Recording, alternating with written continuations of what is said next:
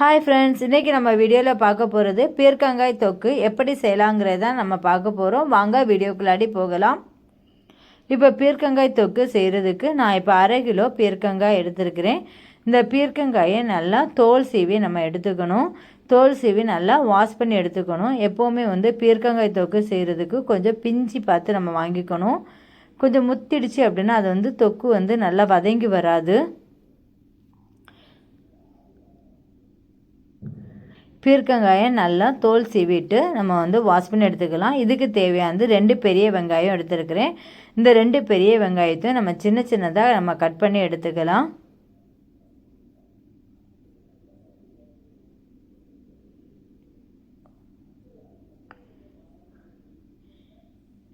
இது கூடவே 2 medium size தக்காளியும் எடுத்துருக்கிறேன். அந்த தக்காளியும் வெங்காய சைஸ்லேயே நம்ம கட் பண்ணி எடுத்துக்கலாம்.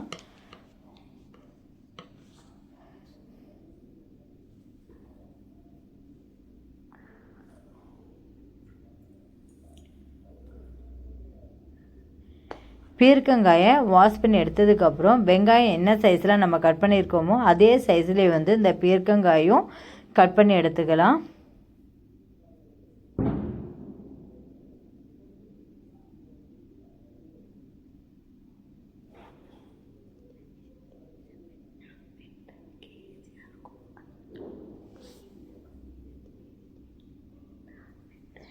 இந்த மாதிரி ஸ்லைஸாக நம்ம வெட்டும்போது அந்த காய் கட் பண்ணுறதுக்கு ரொம்ப ஈஸியாகவே நமக்கு இருக்கும்.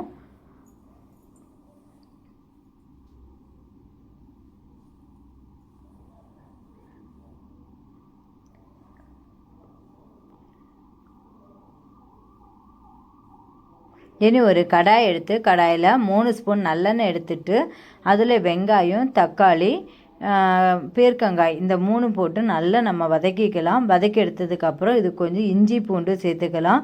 இது கூடவே 1 ஸ்பூன் மிளகாய்த்தூளும், 1/2 ஸ்பூன் கரம் மசாலாவும், 1/2 ஸ்பூன் தனியாத்தூளும் நம்ம சேர்த்து நல்லா வதக்கிக்கலாம். இந்த கண்டிஷன்ஸில் நல்லா வதக்கணும். வதக்கிட்டே இருந்தோம்னா இந்த தொக்கு இப்போது ரெடி ஆயிரும். இந்த ஸ்டேஜில் நம்ம இதுக்கு தேவையான மல்லி இலையை நம்ம தூவ போகிறோம். மல்லி இலையை தூவி விட்டு நல்லா வதக்கிக்கணும்.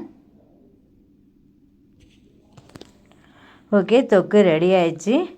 இந்த வீடியோ பிடிச்சிருந்ததுன்னா லைக் பண்ணுங்கள், ஷேர் பண்ணுங்கள், பக்கத்தில் இருக்க பெல் ஐக்கானை கிளிக் பண்ணுங்கள், சப்ஸ்கிரைப் பண்ணுங்கள், உங்கள் ஃப்ரெண்ட்ஸுகளுக்கும் ஷேர் பண்ணுங்கள். ஓகே, பாய், தேங்க்யூ.